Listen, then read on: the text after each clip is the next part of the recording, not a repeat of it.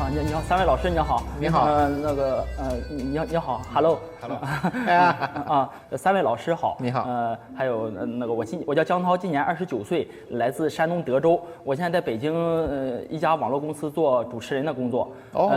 我今天呢，我那个辩题是找媳妇要找美丽笨的，还是找丑的聪明的？我觉得当然要找美丽笨的啊，不能找聪明丑的。为什么呢？因为什么呢？因为找媳妇，因为找媳妇不能找太聪明的。自古红颜多薄命，因为找媳妇不可能找武则天、慈禧那种。你这刚说找美丽的，红颜是什么意思呀？自古红颜多薄命，红颜说的就是美丽的。对，所以你要找方死媳妇是怎么着？啊，你又要找美丽的笨的，然后又说自古红颜多薄命。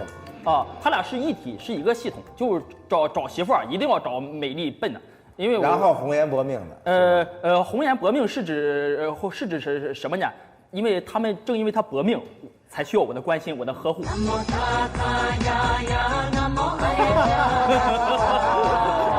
这个逻辑转得好，命越薄越需要你是吧？是，命比纸薄才好。对，请问你在贵单位担任主持人是主持什么样的节目？就是一个播报类的节目，就是自己在闲侃。你是在那个大鹏嘚不嘚是吗？我偶尔去客串。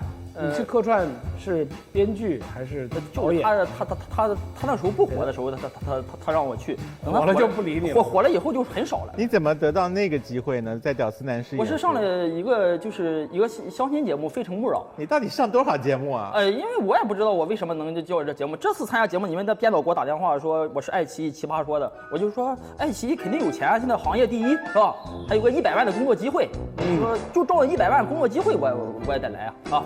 是，所以你其实已经得到了表演的空间，你在一个网络上有一个自己砍的节目不就好了吗？很狭小，说实在话，挣钱真的少，娶媳妇根本不行，所以找美丽笨，美丽笨，找美丽笨需要更多钱。对。如果你今天来了，结果没有得到那个100万的最终的奖金，就只是来今天这么一场的话，对你来说值得吗？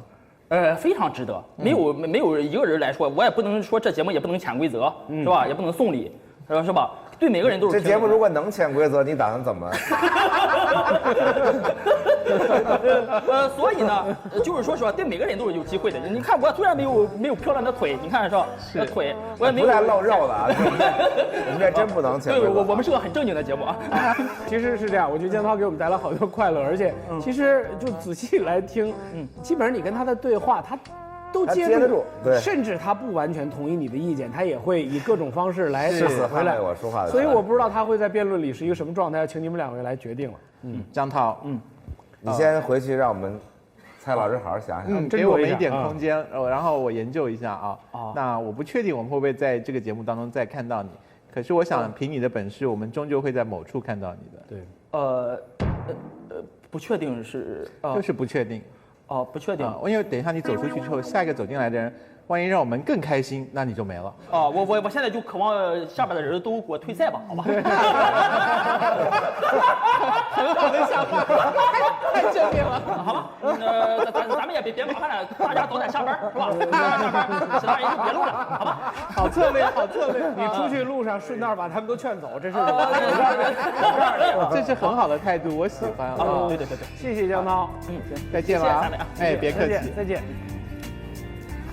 今天的表现非常满意，今天发挥了我5%的力气，我感觉天空才是我的极限，我是个很谦虚的人。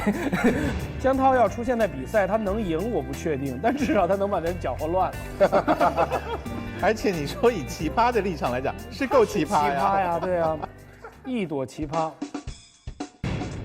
OK， 你干嘛穿成这样？走马路上我也不认识你。我推荐你去星光大道吧。为什么要到这儿来呢？摁一下。我觉得他们2位都特别，他可以不回来了吗？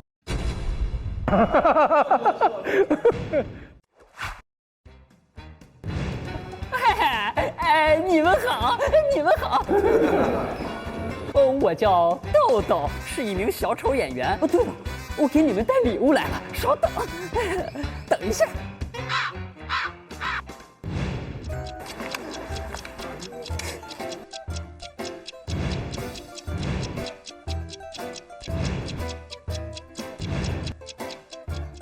他可以不回来了吗？按你的铃儿。我有礼物的，怎么能不回来？小松老师，这只小猪送给您，红色的马，祝您鸿运当头。我最不喜欢红色。您可以把鼻子、头套可以吗？要不然走马路上我也不认识你。好的，好的，谢谢您，谢谢您，这是我的荣幸。哎，你抽到的题目是什么？神一样的对手和猪一样的队友，哪一个更可怕？大家都知道是《西游记》，它讲的是灵山10万载，佛坐9莲台，猪八戒7情6欲未抛开，孙猴子5行山下苦难挨，师徒4人朝西去，为取那3藏真经，心无二意，一路西来。唐僧师徒4人当中就有一个猪一样的队友，猪八戒，他迷恋女色呀，然后好吃懒做呀，但是唐僧并没有因为，我觉得他们2位都特别善良啊，然后他们一直都不肯摁铃，所以我这个百般无奈之下，豆豆，我给你个建议，就是你进场以来，我们大家共处的时间就这么几分钟而已，所以你把那些时间拿来送气球啦，那个就花掉了你展示你别的真的打动我们的才艺的部分。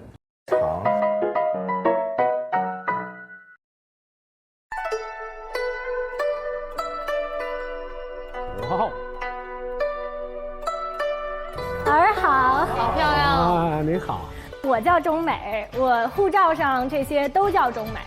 OK， 你干嘛穿成这样？这是我姐姐设计的服装啊。我们从小在美国就有自己的舞蹈团，她就觉得女人的身材就像一条龙。啊，你要不要给我们来一段啊？既然穿上这衣服。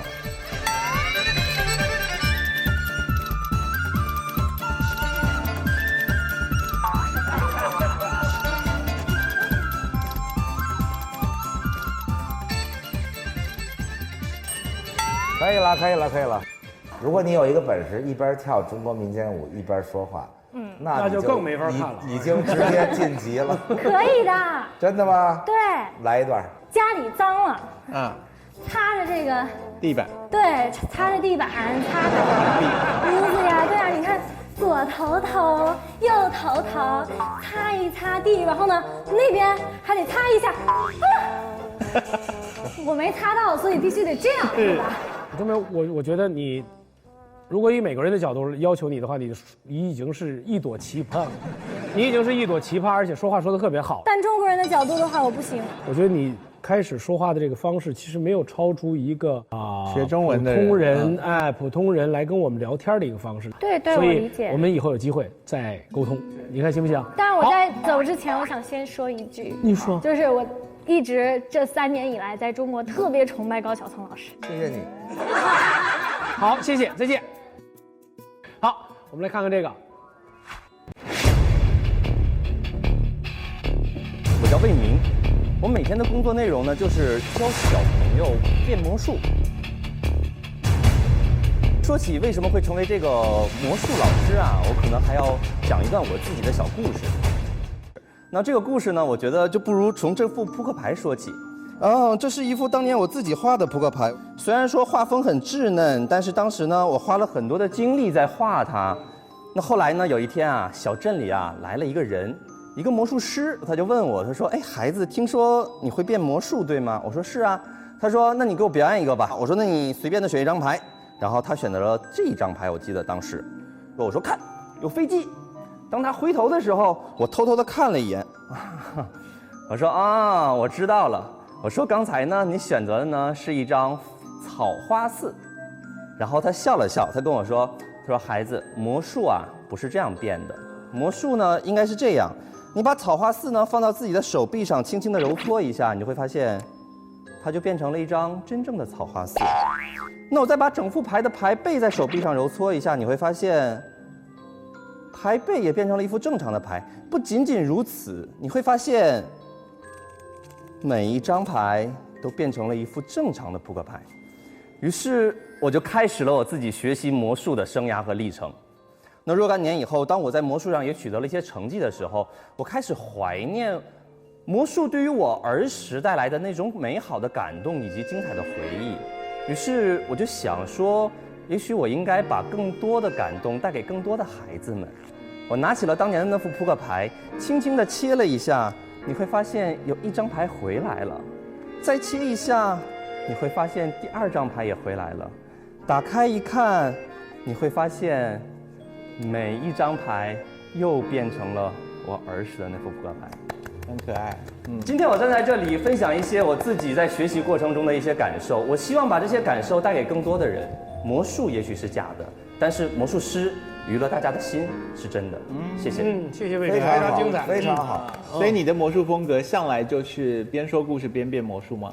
我一直很喜欢表达，很喜欢说话，所以说我表演魔术的风格可能一向都会是说多一点。你已经有一种，好像给一个表演状态，给一个 animation 电影做 voiceover 的时候，那个劲儿都上来了，非常好。另外，你这个正常状态其实也很好。我很想看他跟别人辩论。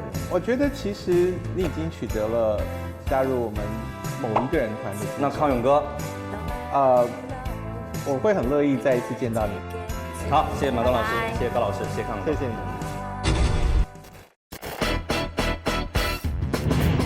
本节目由时尚最时尚的美特斯邦威独家冠名播出。新闻客户在爱奇艺视频看奇葩说呀！感谢最懂你的今日头条新闻客户端支持，微博关注爱奇艺奇葩说跟我们互动，微信添加奇葩说订阅号，每天推送纯干货，喂饱你。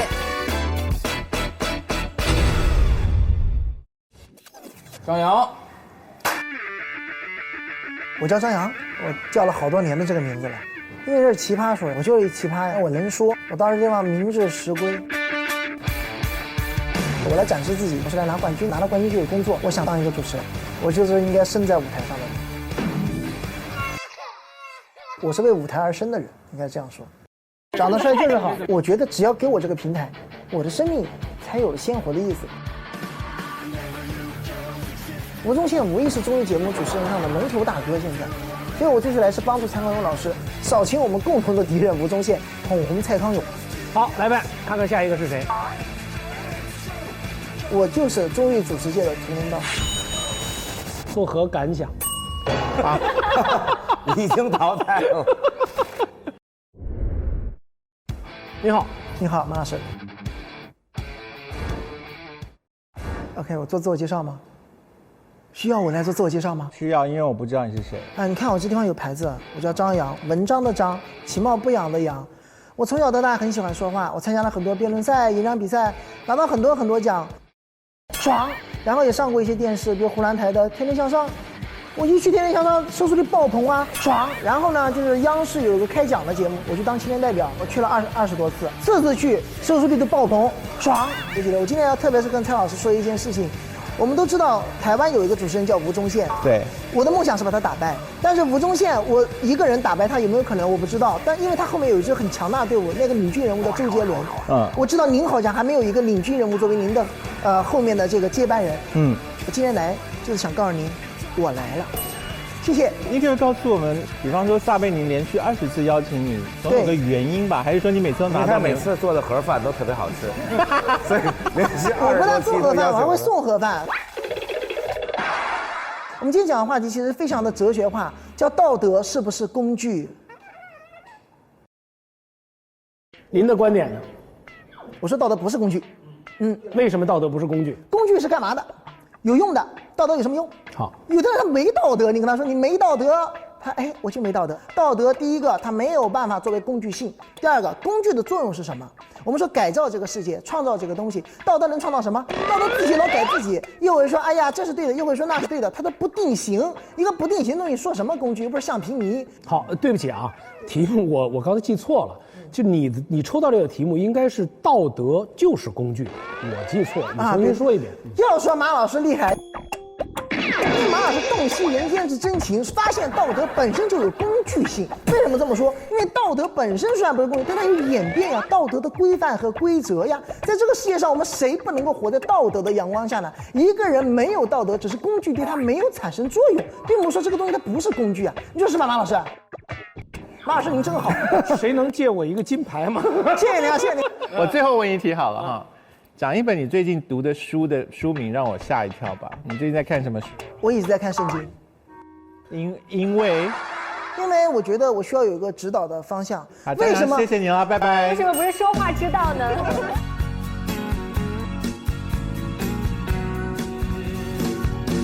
张扬这个小朋友啊，行径很疯狂，可是逻辑还不错。是的，败絮其外，金玉其中。Ben， 谢谢你。下一位奇葩。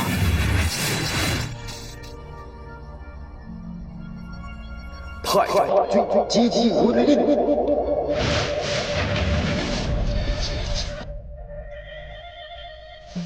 这是蓬莱派的嫡传弟子。我靠，真的。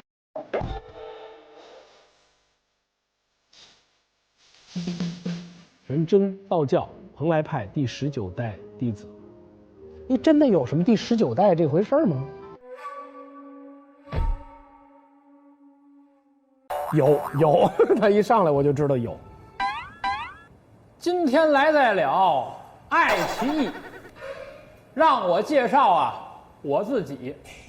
我的名字呢叫徐峥，性别是男可不是女。我投师在全真道教蓬莱派，人收了我啊做第19代俗家的徒弟。他看到了你有什么潜力，才收了你的。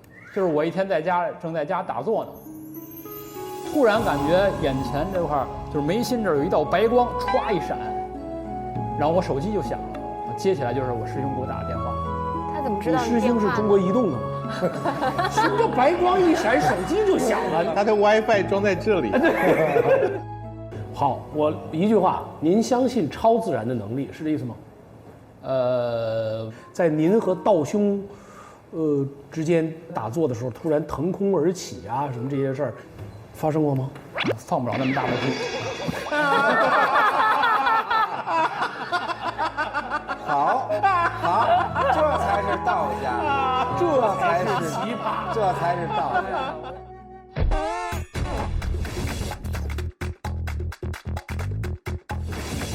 好，我们让笨来给我们介绍一下这位选手会是什么样的人。他说他是海归，学贯中西。我也不敢说我自己学贯中西。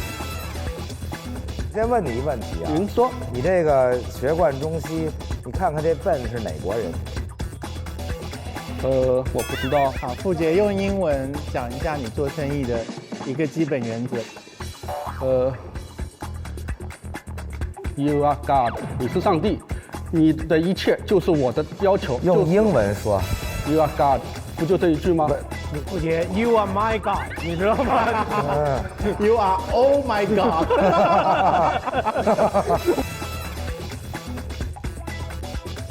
下一位选手，没故事不用来了，下一个吧。你就让人家看看没故事的状态吧。啊，没故事什么样？来吧。你觉得自己无趣吗？我觉得应该算无趣吧。那你干嘛来了？来参加这样的节目，就是去增加一下粉丝，工作上可能有这样的一个需求。对。那我希望今天的曝光足以为你争取更多的粉丝。好，谢谢。好，谢谢你。谢谢。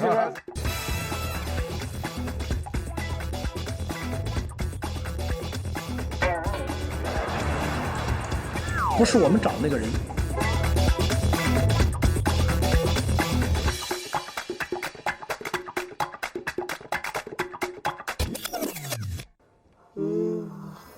来，我们看一看下一位选手是谁。三位评委老师好。你身后这位身份可疑的人是什么人？这是我的同事，然后这是我们的米粉。我叫张天一，我是一90后，今年呢是北大这个法学院刚毕业。我大一、大二一直都在打辩论。从辩论当中得到了什么样的乐趣或启发吗？就一个事儿，就压根没有辩的必要，对吧？然后夸找很多逻辑在那说。所以我后来我在大三以后再也不打辩论了，打了很多辩论之后，所以其实来这儿也是见识，然后无所谓。对，我当时觉得很好玩，就说奇葩，我说我不是奇葩呀。好，我决定摁第2下。我觉得你们家的雪碧味道很好。太没礼貌了。好，谢谢你，再见。真的不错，真的不错。下一位选手范甜甜，爱新觉罗载甜的甜。我不喜欢别人形容我，我特别讨厌别人对我说我是女汉子，或者是女强人，或者是什么哦，你这个女汉子更讨厌的一句话是剩女。但是我觉得这个词发明出来就是对女性的一种贬义词，所以以后在外面就注意点，残酷的社会现实会给你颜色看看，甩你2个大头耳光。人家叫钻石王老五嘛，我要钻石范老五，为什么不是呢？他听不得剩女，剩女2个字。那等一下这样讲给他听听看。现在就想一杯酒泼你脸上。等太久了，我烦透了已经，我的耐心只能维持4小时。我比较老派，我喜欢那种不一样的，不是那种拱子那种的。喜欢 funk 这种的，Earth Wind Fire 这种的。Do you remember Ready for Smile？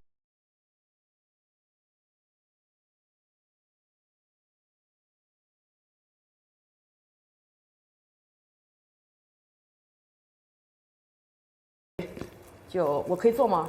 可以。太好了。就现在心情不是很好，脾气有点差。你也在减肥吗？那我也在减肥，女人永远在减肥。因为我现在心情也你有看过一个女人没减肥的吗？对，我现在心情不是特别好，因为我等的时间实在是太久了。是。对，然后脾气也不是特别好。可是你看起来看得出来，我也不是什么脾气好的人，所以大家都该干嘛就干嘛啊！来吧。大家好，我是范甜甜，来自上海，今年34岁，至今未婚。我是一个职业的那个喜剧演员，所以我从小到大的时候，我觉得特别孤独。我从3岁的时候就在问自己，我是谁？我从哪里来？我要去哪里？就很 philosophy 的问题然后我就尝试着去自杀，觉得想要知道生和死和人生的终极奥义到底在什么地方。那你这个问题后来有答案了吗？没有，因为我吃的是樟脑丸，死不了。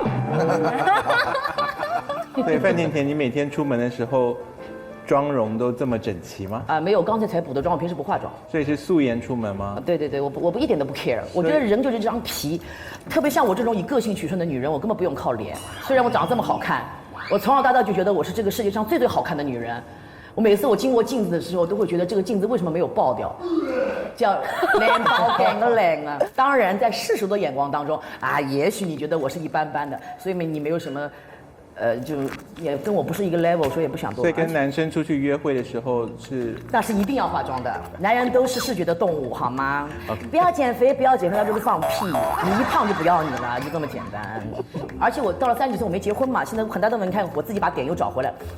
30几岁没结婚，我们也没麻烦你找啊。我怕你们太晚了无聊，我也无聊。你知道我已经无聊到快疯了。今天一整天从下午等到现在，而且跟我一起来的人，随便聊2句，我觉得蠢的已经不行了。我真的年纪又轻又不懂什么叫尊老爱幼，然后也没有礼貌，然后也是觉得自己嘚瑟的不行，我牛逼的不行了，已经觉得一点点成就，觉得自己是谁了。你年轻时候是这样吗？人家依然年轻，好吗？能帮忙好吗？没有，说是那些年轻的那个，所以我没有，我就说特别是就是刚刚20几岁有点小有成就的时候，就会觉得自己特别了不起。我特别恶心这种男人，然后到底是男人还是女人？女的只要比我年轻比我漂亮，我都讨厌。所以没有理由的讨厌。所以20几岁的男生如果要追你，也追不能考虑吗？我的男朋友都是20几岁的，都比较年轻，就是没有年纪大的男人喜欢我，你知道吗？他觉得你。比如说我平时讲话的调调，今天可能还会有点亢奋，是因为我太累了，想自己cheer我自己 up 一下。那平时有的时候跟别的男人聊天，年纪大一点的男人，他会觉得，哎呀，你女人，你的头发长见识短，你少啰嗦。女人在家里烧饭得了，侬快点结婚，哎呦，烦死他了。在年轻的男孩，他喜欢听你说嘛，他会觉得你妈妈说他的，哇，姐姐好厉害。而现在男孩都是被妈妈保护过度嘛，恋母情节都很重。所以其实你并不喜欢这些男孩，但是你的男朋友谁说我不喜欢的？青春的肉体谁不喜欢？你不喜欢？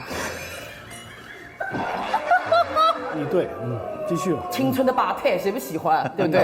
为什么他们保持那么年轻又漂亮？不有秘方的红了。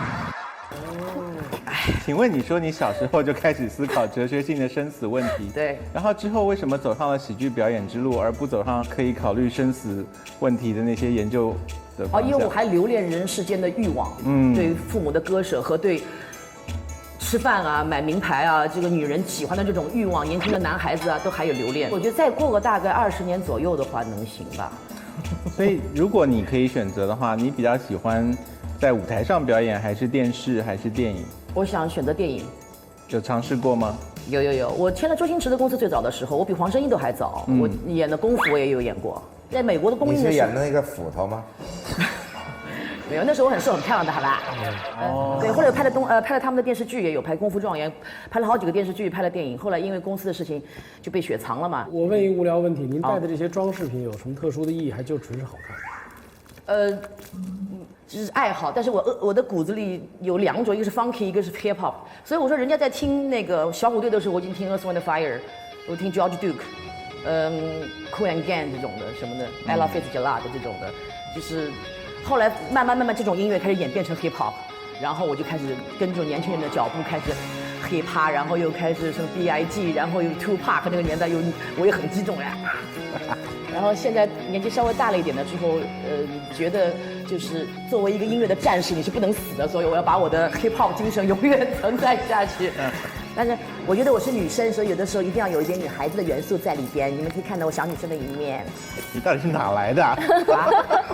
甜甜，你知道你没来之前，我几乎觉得这个节目已经完蛋了，就是说叫奇葩说，就从来一个都没有见到过。只要你的出现，我觉得光芒万丈，所有的生活才有了意义。我也是这样认为的。我刚刚楼下那一圈人我都看一遍啊。是的。哎呀，我的妈哎！哦，就刚才我也碰到有些孩子会说什么啊，辩论大师啊，什么高校里边都是怎么多厉害的人，这有屁用啊！如果你在现实生活中你是个很成功的人 ，OK， 你说的理论也许我会相信。但是如果你在现实生活也就是一个土鳖，你拿什么说服我呢？然后我就最多我就耸耸肩 ，OK，whatever，talk to my hand。OK， 这个3个人都没有按铃，听你到现在，而且非常好，很期待你下边跟别人辩论的时候。其实我不太想跟他们辩论，说实话。但是你说的很对，生活阅历是辩论的重要的来源。对，就他没法反驳你，至少。谢谢范小姐，谢谢，再见。下次见。这真是个奇葩。现在肚子很饿，真的很饿，但现在是肯定看谁都不顺眼。人嘛，对不对？饿起来连人都能吃，你想想看，什么事儿干不了？什么事儿干不了？怎么了？怎么了？因为他老是在摇头，我不知道发生了什么问题，到底是声音不好，还是画面不好，还是到底怎么回事？说呀！我这个大奇葩。